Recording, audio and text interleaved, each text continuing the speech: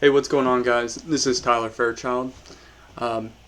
Today, I wanted to run through how a linear regression model works, what is a linear regression model, and the concept of linear regression itself.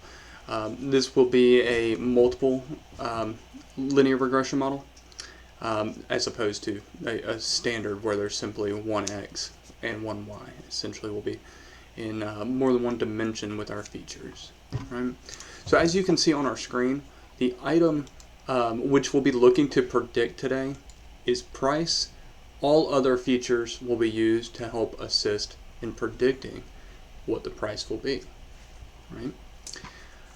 Now with that said, we want to answer the question of what is a linear regression model. Now, a linear regression model is used to model the relationship between the dependent and the independent variables, meaning between the x and the y. So, for instance, we have here yi equals the intercept plus coefficient plus, or times, the independent variable, and so forth. So this is modeled after a multiple linear regression model. So here we have b0 plus b1 and then x1 and I. Right? So what we're saying here is that y is what will be predicted, b is the intercept where it meets the y-axis, and then b1 is going to be the coefficient. So say for maybe the number of bedrooms. The number of bedrooms changes the margin of price by 0.05, right? So 0.05 would be b, right? And then the independent variable, so x. X would end up being that maybe 5 bedrooms, right? Well, 5 times the 0.05 of what I just mentioned that the change rate would be.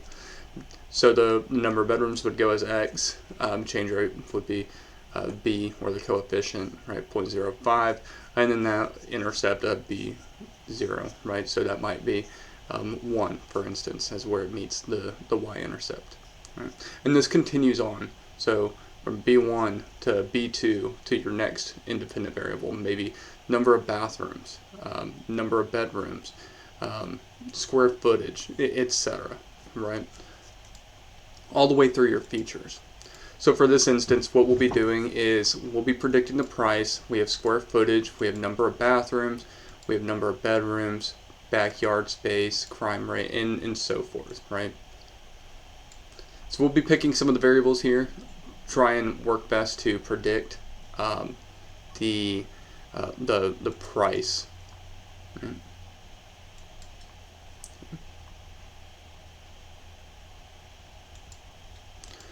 Okay, so let's go ahead and we'll start up our Jupyter notebook.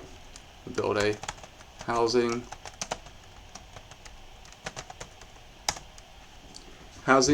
linear regression IP, Y, and B.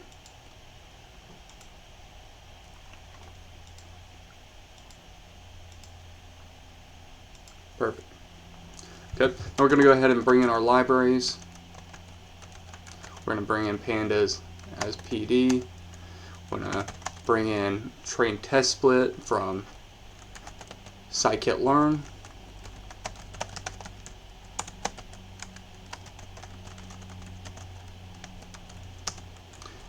We're going to bring in the linear regression package from scikit-learn.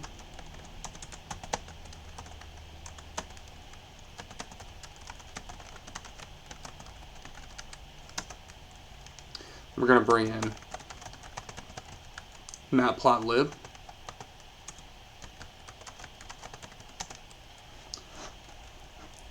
Then we're going to bring in a regression summary package from the library DMBA.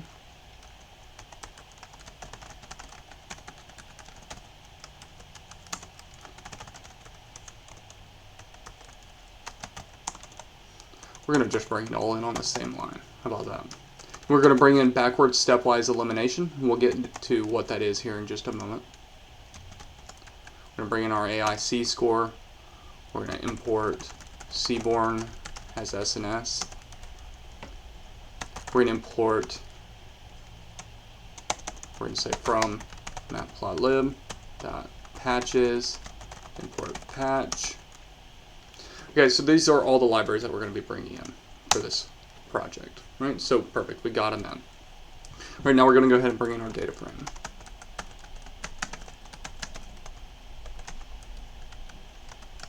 So this is just where we're reading in the file. We're going to use pandas to read this in.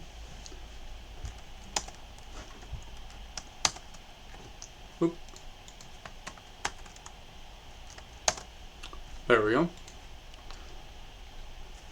Now we're gonna just for now go ahead and define what our predictors will be. So we're looking at predicting based off of the features within the data set, everything other than price. We'll kind of minimize it, but that's our target is to shoot for the price as our prediction outcome, right? So we'll label our predictors as previous sale price, property tax rate, square footage, backyard space is luxury, fireplace, garage, floors, and then we want to define our outcome as well. So our outcome, we want to predict price. Okay. Now we're going to go ahead and start with our what we'll call our EDA, our exploratory data analysis, where we're looking to dive into this data, see what it looks like on the inside. Maybe we're looking for correlation. Maybe we're looking for a previous sale price that is just unreasonably high, or we're looking for a previous sales price that is unreasonably low, right? Callouts that we need to adjust up front, make sure are reformatted in our pre-processing stage, right? So that's what our EDA will be used for, right? So first, we're going to look at our variables. Previous sale price,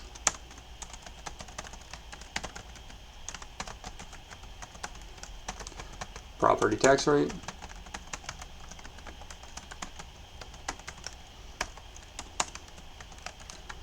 square footage,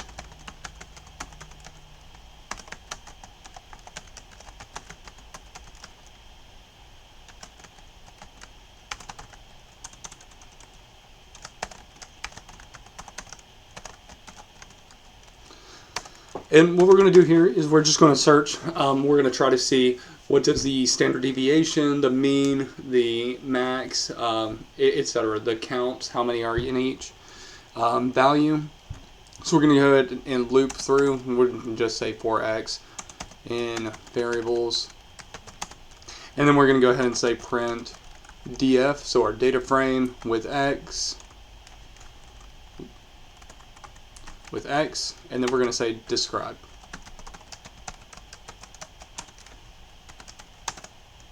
Okay. So this brought us back for, say, for previous sales price. We're looking at the count. Just for right now, I'm going to go ahead and I like to see this all reformatted to where the numbers are not in scientific notations. Make the world a lot easier on us to read. So we're going to paste in this little formatting for pandas. Right? So now whenever we rerun this, there we go. Much better. Okay. So our count, we have 7,000 records. Max for previous sale price, we show 1.29 million. For our property tax rate, we show 3.36 here as the max, and so forth. Everything looks to be pretty standard as we're going through. Nothing's abnormally high, but as we go through and continue on with our EDA, we'll start to notice this some more. Now that was for our continuous variables. So we'll go ahead and label this real quick, our continuous variables.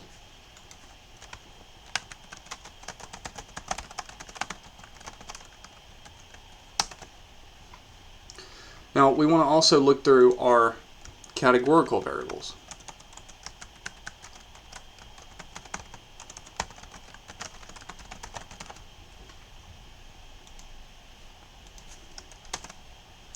Okay, So our variables here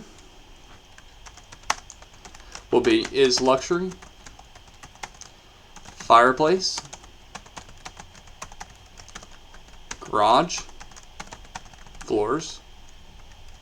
There we go. Now we'll loop through, say for var in variables. And we're going to say relative frequency equals, and then df var dot value counts. And what this is going to do is for each category within our categorical columns, it's going to give us a count of how many for each category. So say for is luxury, it might have 5,000 in the yes luxury, or it might have 1,500 in the yes luxury, right? And that's what we're going for here, is to see what our scale looks like across these categories. Okay. Perfect. So here we brought this back. Now is luxury. We now see our scale where it looks fairly even from what we're seeing there, right? Now fireplace, we seem to see a bias towards the no, but not terrible. Garage, we see it's outweighted with no, and then floors, we see that the majority of the houses in our analysis have one floor, as opposed to where we see very few with 3 floors, right? Okay. Now, as we get into our continuous variable, we're looking more so into our visualizations, trying to see what our distribution looks like. So is it skewed left towards maybe very high sales price? It's just, we're going to dig deeper into what we just did, right? As our numbers give us immediately first glance, a visual can hopefully tell us a little bit more, right? So we're going to go ahead and put down some markdown language.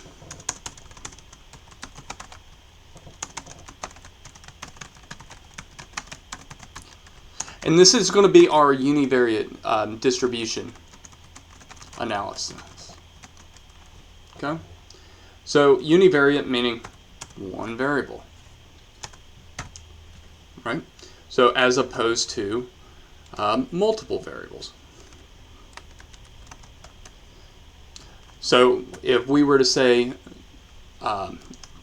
bivariate, what we would mean there is we're looking at price compared to maybe region, or price compared to state, versus continuous variables looking at univariate, where we're looking at just price, right? Or looking at just that one specific variable, right? So we will go ahead and use our same continuous variables from here. I'm just going to go ahead and grab those.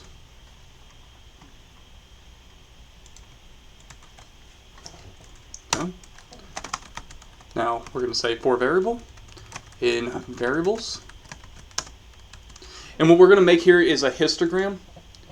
And this histogram will show us skewness, right? It'll show us some lines as they relate to counts per category, right? Okay, so we're going to say we're going to be also looking to add in our legend. So our legend is going to say maybe there's a mean of this category of 50, a mode, and so forth, right? And that's what we're going to look at in here. So we're going to go ahead and throw those in. So we're going to type those out.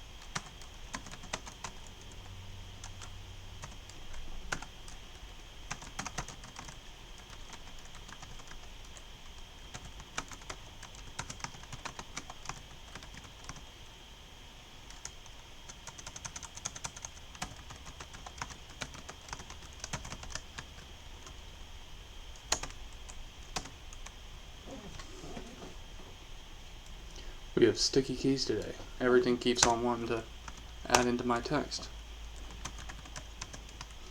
We're going to also look at variance as well.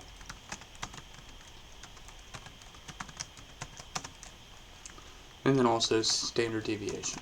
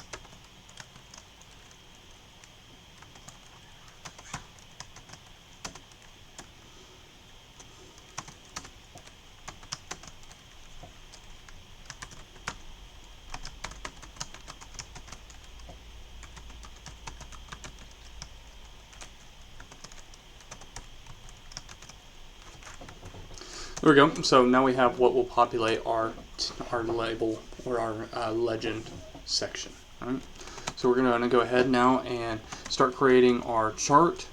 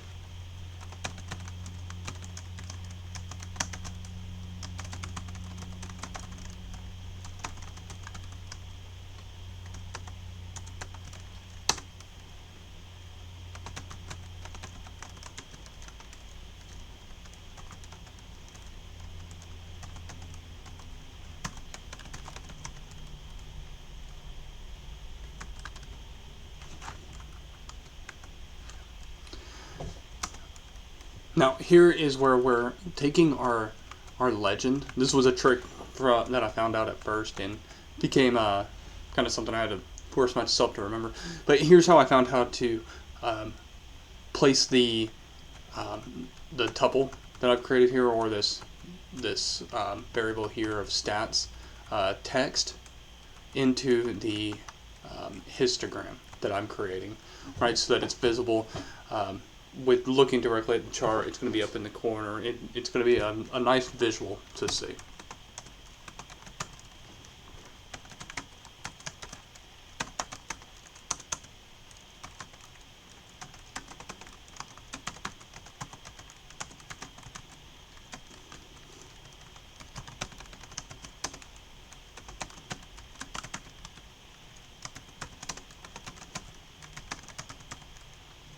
Okay, now whenever we run this, we'll start to see our charts getting created. And this will show us our skewness. So we can go through here and say, we'll start at the first one and see that our previous sales price tends to stay within this range right here from 0.0 to 0.8, right? And remember, now we changed up the scientific notation, so these numbers look slightly different at the bottom there. But just know that we skew left as opposed to high, right? We can see this variable here, property tax rate, has a standard distribution. Dead center, we look great there. Now we can see for square footage, our lowest amount here is our highest. So our most highest as far as frequency goes. So we have more records in this lowest category here than we do in others, right? Here again for backyard space, we can see a slight skew to the left, but overall the tail is small. And then again here for age of home, and then for overall, and then for price as well, right? So from this point, we are going to go ahead and now get to our actual building of our model. Well, before we get there, let's go through and build a scatter plot. We want to see what these items look like together against our price. So that we have our continuous variables and we plotted them, and now we see what they look like apart from one another. Let's see what they look like as I stated earlier, bivariate category distribution, right? So we're going to name this continuous variables bivariate distribution analysis. Okay.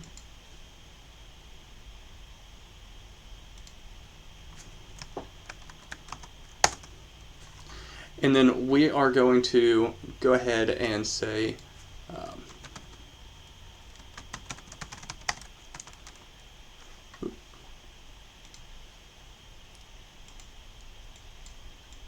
actually, I think our variables will still be here from just a moment ago.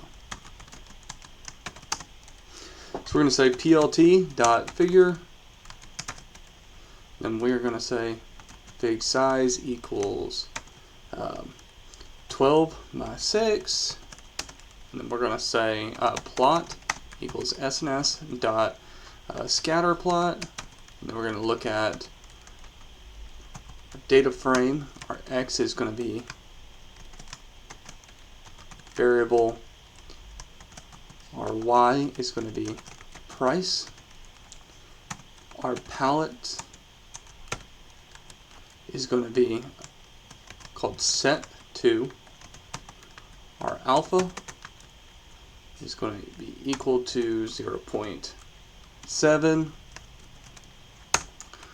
our plot title, we're going to name it price versus variable. All right, we're going to be now comparing our price versus our variable and see where they align. Okay.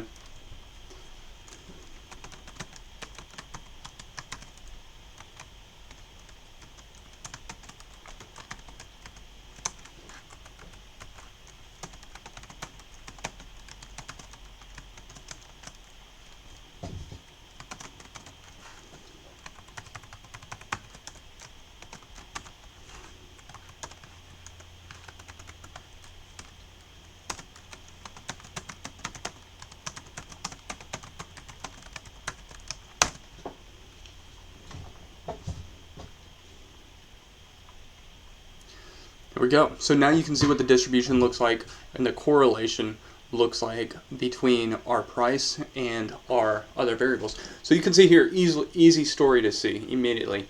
As previous sales price goes up, down the scale, price also goes up on the scale, right? So across X, previous sale price is going up, Y is also going up. So our previous sales, or our current sales price is going up as well. And then to see that in comparison with property rate, so not much of a correlation here to be seen. And then sales or square footage, you can see somewhat of a line moving here in this direction. But overall, not quite as strong of a comparison as we saw with previous sales price. Okay. And then backyard space, again, we can see kind of a lower line being built here. And then as backyard space goes up, price does not necessarily change.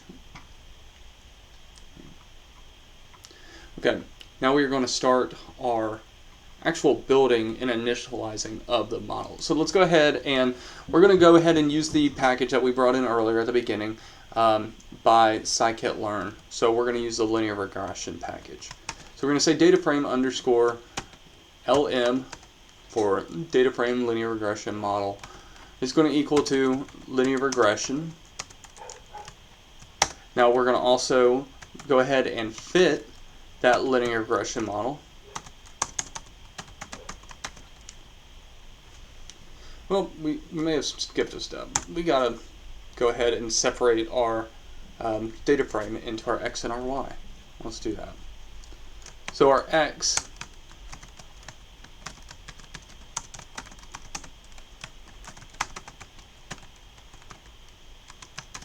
we're going to say df predictors that we had up at the top.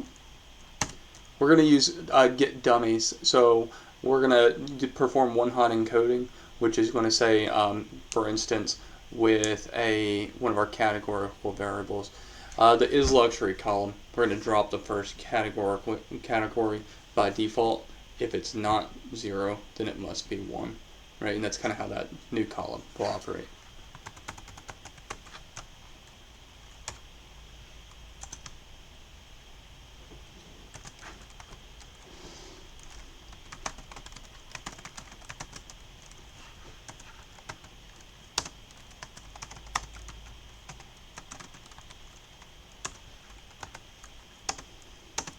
Now we're going to perform our train test split.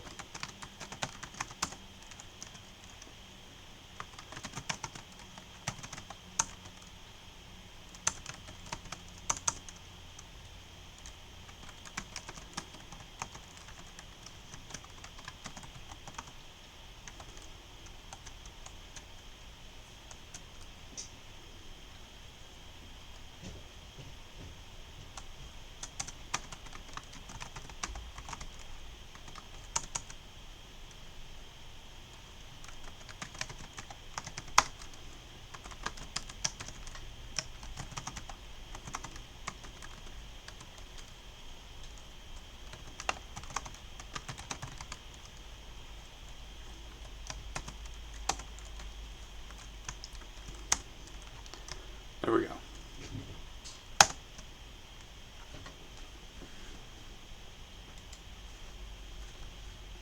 Let's see what our issue is.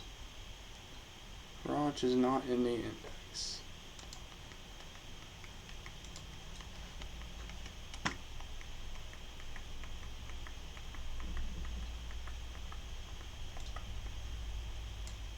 Let's test this out here.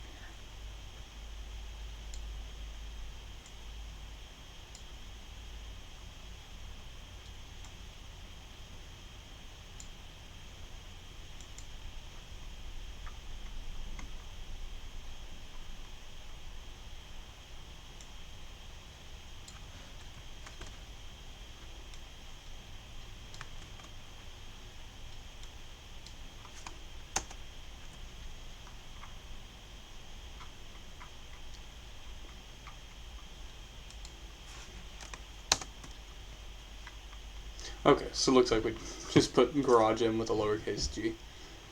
Alright, so here we go. Now we are going to go ahead and continue on with our initializing. Now we can get to our fitting of the model. So we're going to say df underscore lm equals linear regression. And then we're going to say df underscore lm dot fit. And then this is where we're going to say train. So we're going to first train our model,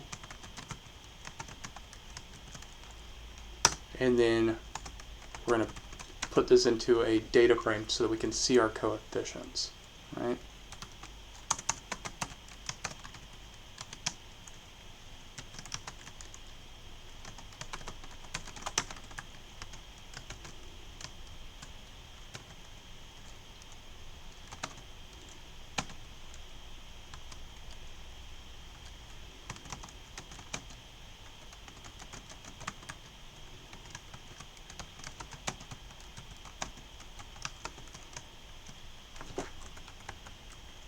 Then we also want to see our regression summary.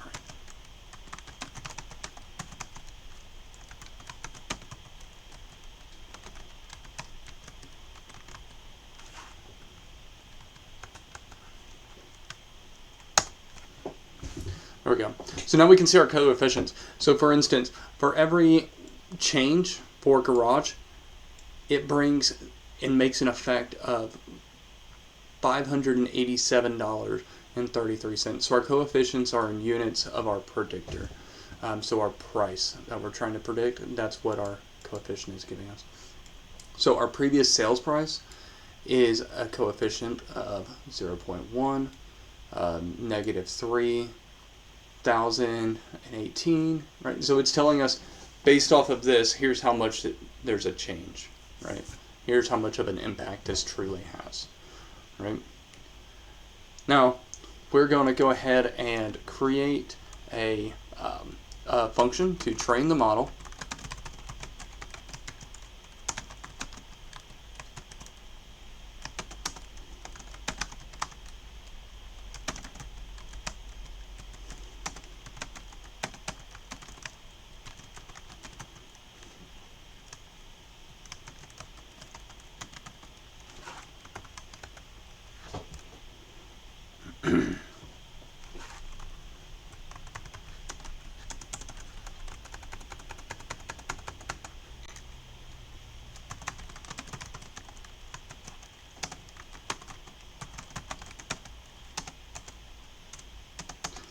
And then we're going to create a function to score the model.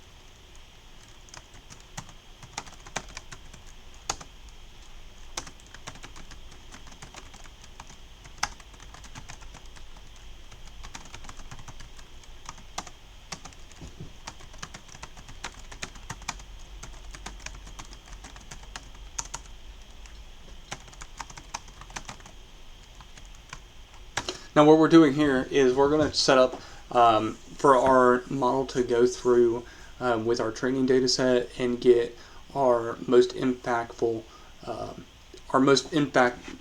features, right? So if, say, floors does not present a p-value that's greater than 0.05, then our backward stepwise elimination will help to remove that one from our categories. And that's what we're doing here, right?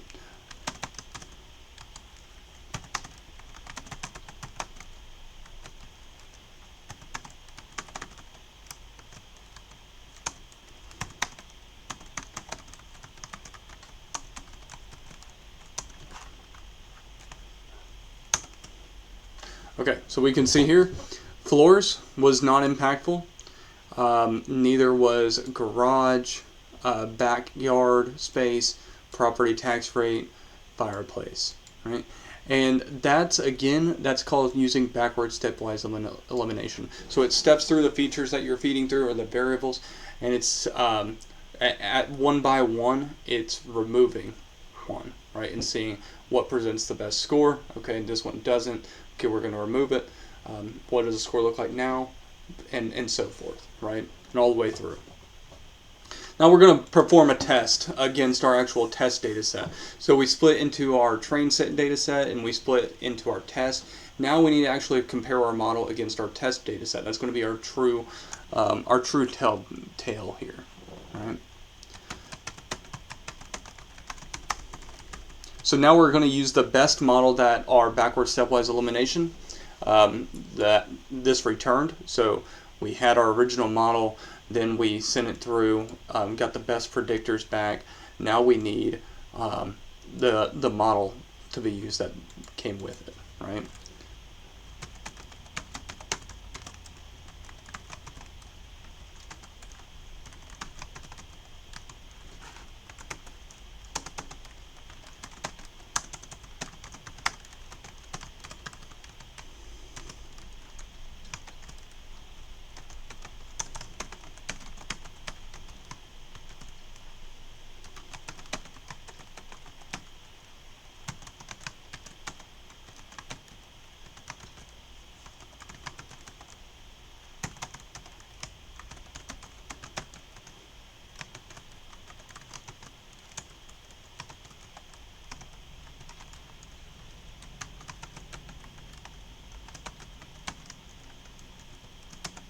And then we're going to make a data frame, what I just did there. We're going to make a data frame that shows the results of this model. So it's going to say, here was the predicted price, here's the actual price, and then here's the residual between the two.